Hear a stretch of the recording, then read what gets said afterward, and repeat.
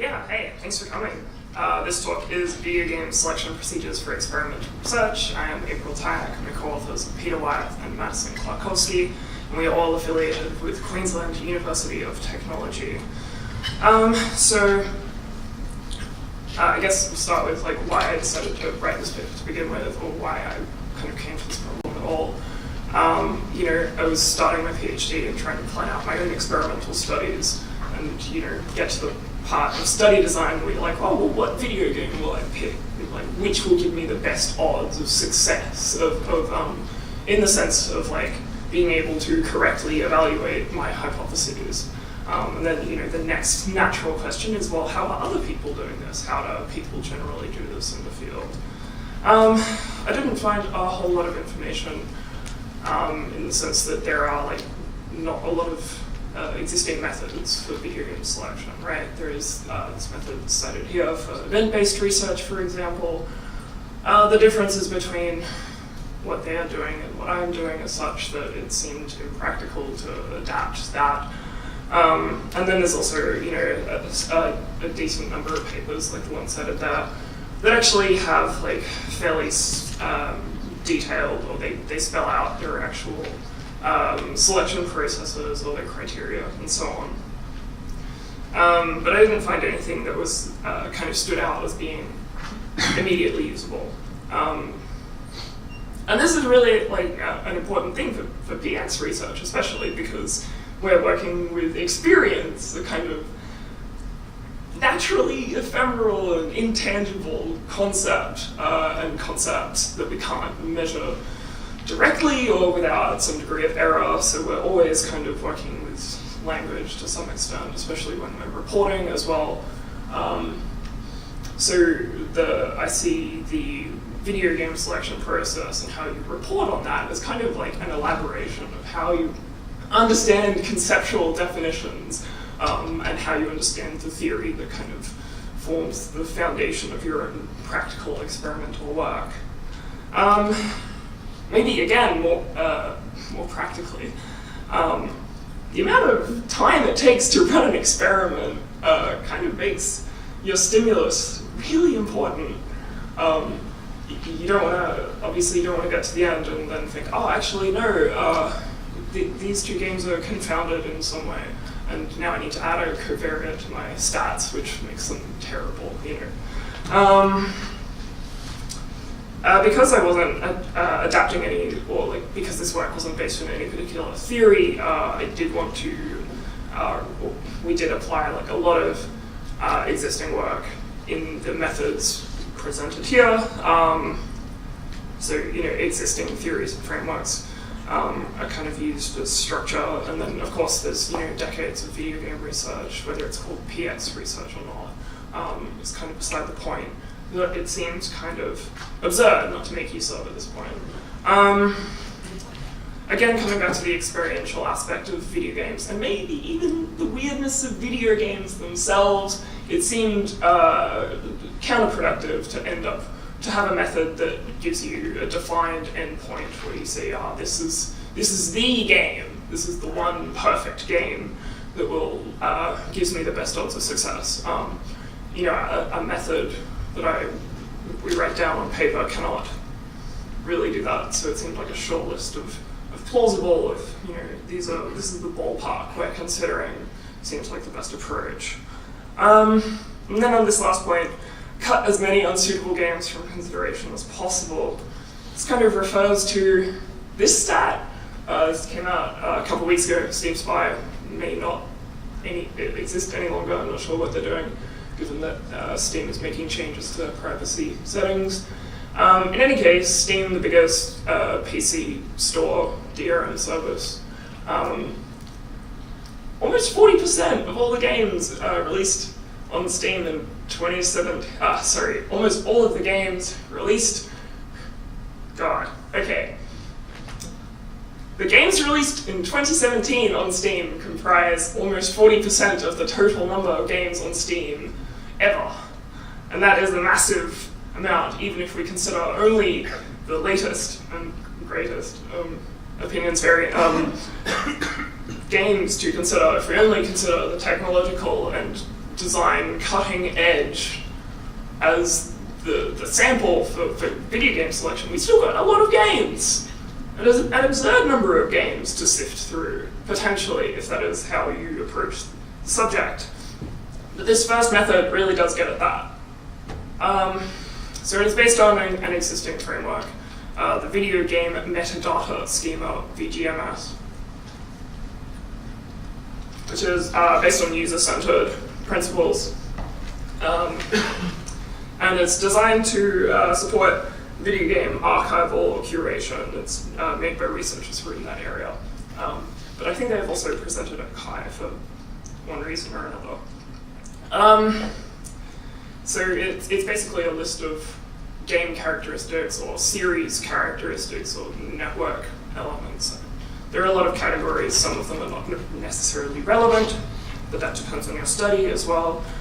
So there are factual elements like platform of release, PC, Switch, Xbox, Xbox One, that gets confusing. Release date, these things are kind of inarguable. And then there's also subjective elements like gameplay genres, which have also kind of ossified, but they're not really inarguable. Settings, fantasy, sci-fi, themes, and so on. Each of these subjective elements has a controlled vocabulary of like 40 words that they give you to define your game or other, and there's probably a form you fill out for that.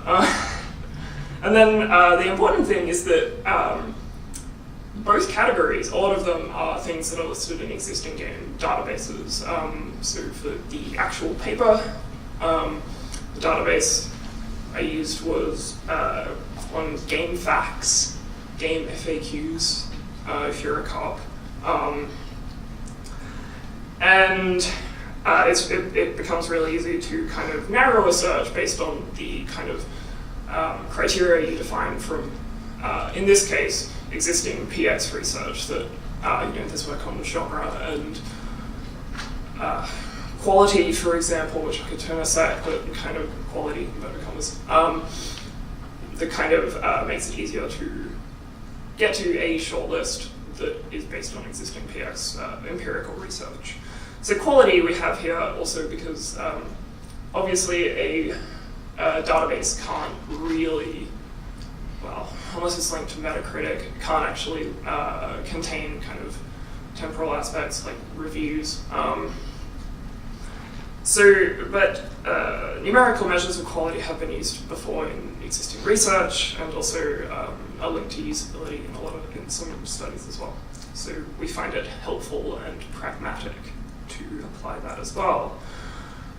And even the non-searchable aspects, before I get into the second method, are useful after you've kind of come up with a shortlist. You can then use the non-searchable elements, which are also often found in a bunch of PX research. If you're doing something like an emotional challenge, maybe you might find themes particularly useful there. You might be looking for games with particular themes, but you obviously can't search for themes anywhere, at least not easily. The second method then is based on the MDA framework, which you may or may not be familiar with, but it's kind of stood the test of time to some extent.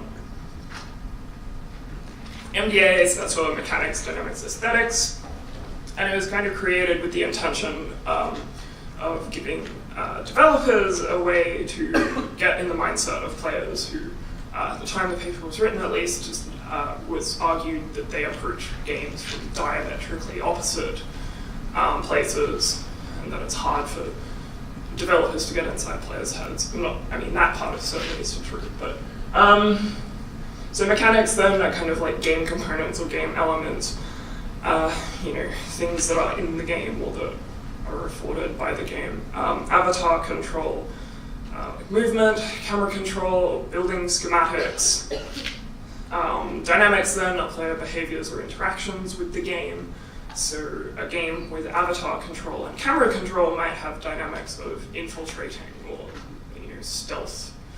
And then a game with camera control and building schematics might have dynamics of city planning, the kind of ubiquitous SimCity and city skylines and so on.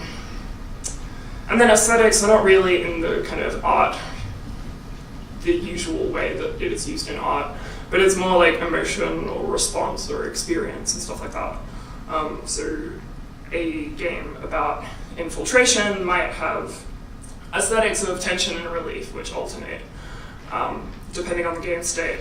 And a game about city planning, where you're kind of looking over the world as though you are God, might lead to aesthetics of detachment,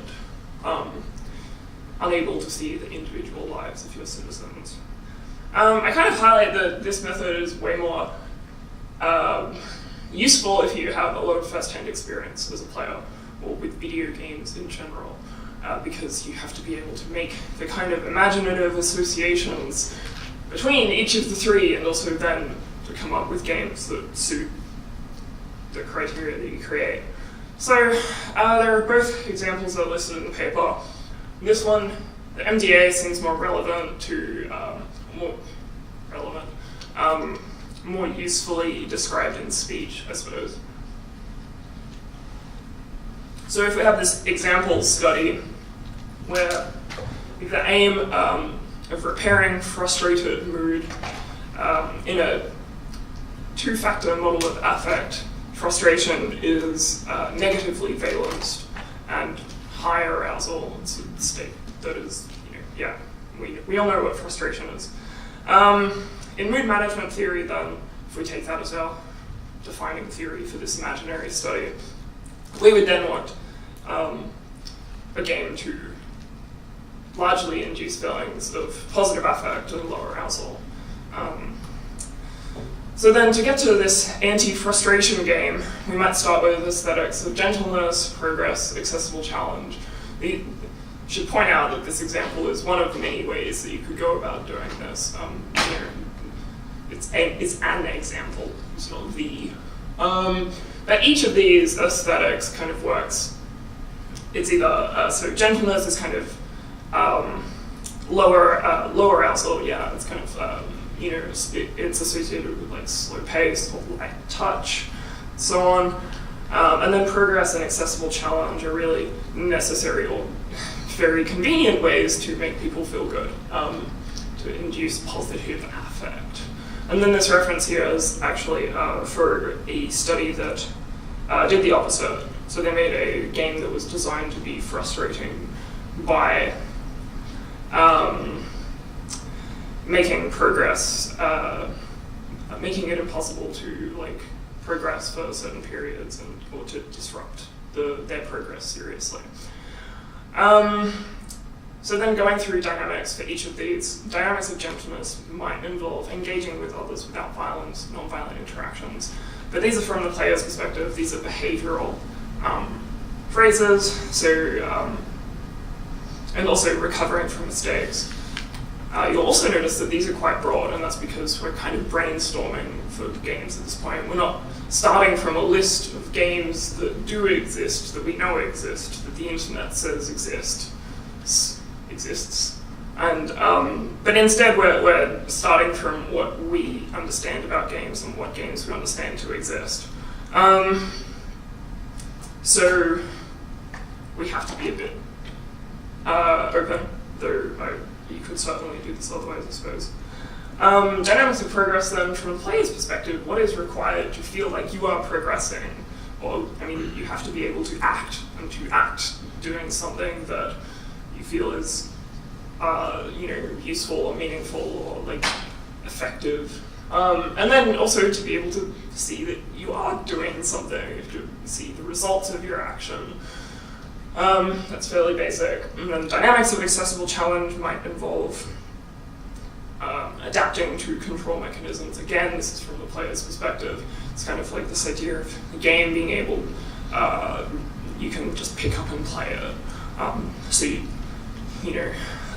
you are adapting to the control mechanisms. You are learning the game functions, and you don't feel like you are horribly penalized for getting it wrong. And also then, challenge then, of course, involves having some kind of obstacles, right? Or having some kind of something to overcome. But then accessibility is also about like being able to approach it with confidence. Then mechanics, a lot of which are kind of similar to what we've just, what I've just talked about, because that is kind of how it works. That is the point, that they follow from each other, that you can see like a step-by-step process. You get implicit and delayed fail states. It's kind of the opposite of Dark Souls, for example, which has explicit and immediate fail states. You died, big screen. Opportunities for non-violent action. Again, this is the opposite of like engaging with others without violence, in the sense that it is from the game's perspective, if you will. Clear audiovisual or haptic feedback systems, responsive and consistent control mechanisms. Limited range of inputs and actions. I'm going to skip through these fairly quickly because I'm running out of time. But the connections are more obvious when I don't have them on 3 slides. And there is this slide becomes also less relevant in the sense that I now have very little time to discuss it. What's important is that you can, in fact, derive a list of games that kind of have at least most of these attributes.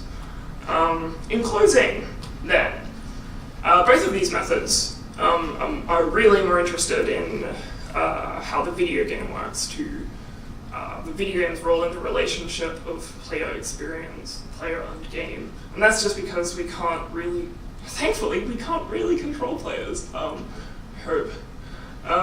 yet. And so part of study design then has to be kind of, well, what can we do before anyone walks in the door? Of course, video game selection is subjective, regardless of what method you use or don't use. What's more important is that you have, a clearly defined reasoning and a theoretical background from which to base your assumptions, or a grounding in existing PS research. And of course, video game researchers need to play the games used in their work. Video game researchers need to play the games used in their work. Thank you.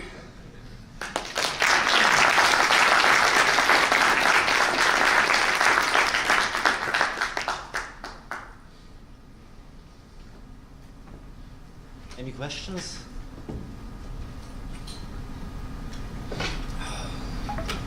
So I basically have one. Great. You talked a lot of selecting the games, and at the beginning of the talk you also mentioned on reporting the selection procedure in a paper. Yeah, reporting. Yeah. Yeah. So what would you suggest, what should be reported from all the selection, taking in mind space restrictions you probably have, and yeah. Right. So yeah, this is covered more in the paper, but it's really just like going like for whatever process you use. It's just important, I think, to at each step where you make a decision, you actually like write the reasoning for each decision. I mean that's really the main, and that's kind of a principle of methods reporting in general. Like I don't feel like there's anything particularly special necessarily about what I'm asking for, what we suggest for video game selection. It's more that these methods are a good way of structuring the selection practice process. Does that answer it? Yeah. Okay, thanks. We have one more. Josh Miller from Northeastern University, very interesting talk. I'm wondering, do you feel that this work is moving us toward a unified, universal model of how to describe games by their elementary components, or is that sort of universal model even something that's possible? Oh, I hope not. No, I think it's really just, it's a great question actually, because it does seem to be like kind of, you can certainly read it as limiting or as kind of restrictive. I think it's more just about like how do I go about this? Because the focus is on reporting your, partly reporting your interpretation of a theoretical construct through your application of it in video game selection, and of course everywhere else in your study of design. I think there's a lot more potential actually for divergence to occur, especially for a lot of the, intangible concepts that we're working with in the first place, right? Like, maybe we will get some kind of dogmatic application of this and say that, oh, well, only this logic is valid in interpreting this theoretical construct. But, I really hope it doesn't work that way. I hope it stays more open. Does that answer your question? Yes, thank you. Thank you. Thanks.